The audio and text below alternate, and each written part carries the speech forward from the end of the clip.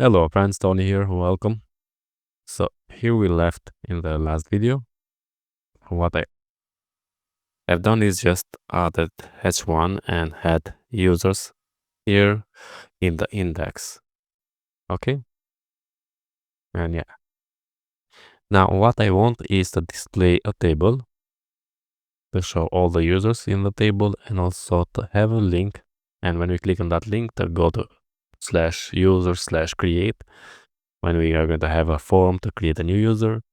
And also what I want is to add in the table on the rows the edit and delete user. Okay, but for the table we need to install the table from the ShotCN UI. So you can go to ShotCN UI and search for table, and to install you just run npx ShotCN at latest, or if you use pnpm, yarn, and ban. I'm using here npm. Just copy this and open the terminal and paste that in. Next, how we can use is to import the components. So the table, base table, the table body, table caption, cell, header, and row. So let's copy them and let's open the code editor, and I'm going to import them right here, as you can see. Next thing is to use the components in here, and I'm going to paste it the code which I have here. I'm going to show you. Now we have the users because in the user controller we return the users. Right now we just return user all, but we're going to modify this. And then, yeah, we have a head for users, link /user/create. Now here we have hard coded and we're going to change that. So create URL, and we have imported the create from routes users. Okay, instead of hard coded, we're going to use the latest tools, as I said. Then we have a table action, a list of users, and then display the name here, email, role or roles, better because we're going to have multiple roles assigned to a single user, and actions. Then we're going to say user map the users, and display single user name, email, and if the user has roles, right now it's going to be empty because we return user all without the rows. But if we have the map and display a single role name here, then a link, edit the user and destroy the user. As you can see, for this we have used the controller as destroy and edit. Okay, so destroy and edit we have imported from actions. We're using the wayfinder here, and we can save. I have run the composer run dev, and now if we come here and see, we have a table like this. Right now, if I click on the create user, yeah, nothing. Also here, nothing, because inside the user controller, the methods are empty. For now, let's just return, yeah, inertia render users create. We don't have this, we need to create that. Next, on the store, I'm going to create a new store. So let's open the terminal and say artisan make a request, and let's name it user store request, and also user update request. So user update request, and we're going to use them here. So let's say user store request in here, and user create request validated. Let's leave it for now like this. Then in here we can say return inertia render users edit and pass in the user. On the update, yeah, change that user update, and we need to import this one. Let's say user update, pass in the request validated, and yeah, we need to return redirect to the user index, or return to the route like this. And the same thing here. And for destroy, user delete, and also here return to the route user index. I think we are something somehow good here.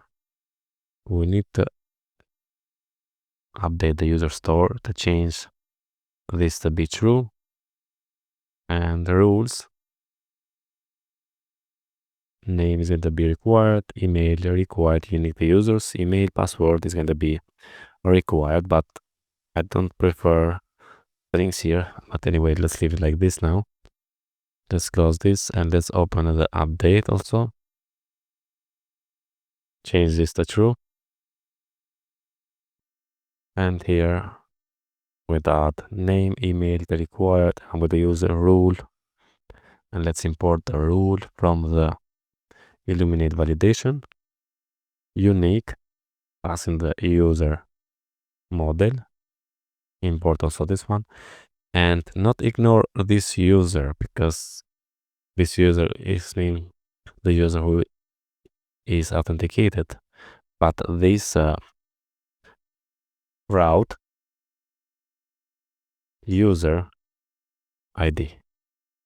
And also let's import the password default, so the password from the Illuminate validation rules. And now we are okay. And let me just do the same thing for the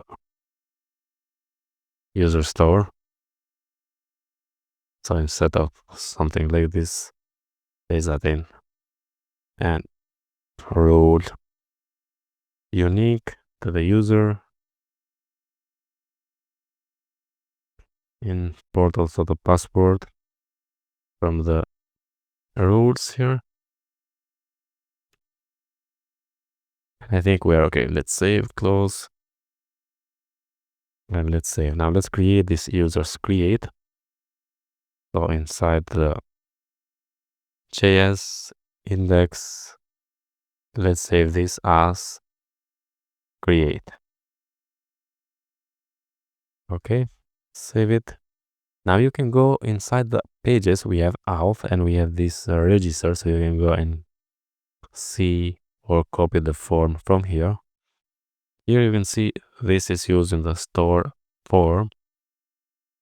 So the store from routes is using the store from routes and is very good. But what I see is from here, for example, has used the store form from the routes imported. So I imported the routes register, and in the profile have used the controller update form, which is okay. But for example, just I won't be if either with a route or a controller. Anyway, so let's close this and let's work with our create now. I'm going to remove everything in the create. I'm going to paste some code here. And let's start. So first, here we have breadcrumbs, users, and here now I'm going to use the index.url. And we're going to import this from the users, routes users, okay? And also the create URL. Now we have create, users and create, and apply out breadcrumbs, pass in here. The form, now we have a method, and I'm going to use a controller for the form. So destruct the user controller from actions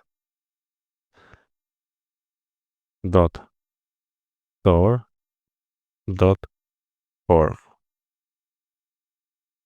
and let's import that. So here we have imported the user controller from actions controllers, which this is similar to what we saw earlier in the profile. So profile control update form. Instead, in this we use user controller store form. And reset and success the password confirmation, name, email, password, and password confirmation, the same we have there. Now here I have also the roles which we need, but for now I'm going to remove. Let's say create user, and this is going to be okay for now. Also, let's remove this checkbox. Okay, yeah, also roles we don't need. And this is create user. Good. Now in the user controller, we return, and I think we are okay, so we can go and check. If I refresh, create user, and we have an JSX unterminated the app layout. So let's go and see. We have this div, we have a form, and we need to close that div. Also, we need to close this, and let's save. And here is the form. Right now, if I click create user, we have the name field is required and the email field is required. We can refresh, type something here, create the user. And I think we created the user, which is right now. So let's create another one. So this is the email, a VY box, and yeah, this is, now we have created the user. Very good. Let's work with the edit and delete. For the edit, we can go to index.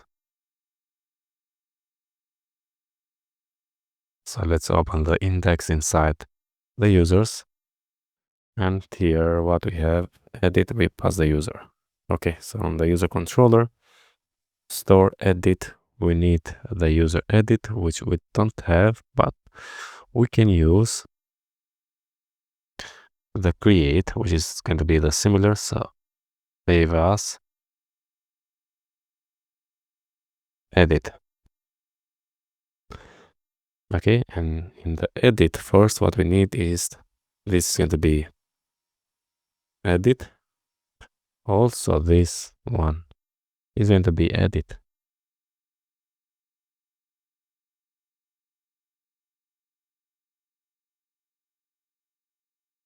But here is going to expect the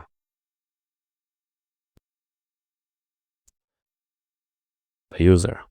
And we don't have the user. We have the user in here, which is going to be a type of user. And let's import that.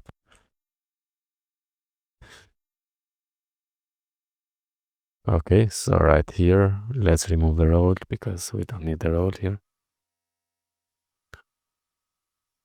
What I'm going to do, I'm going to cut this and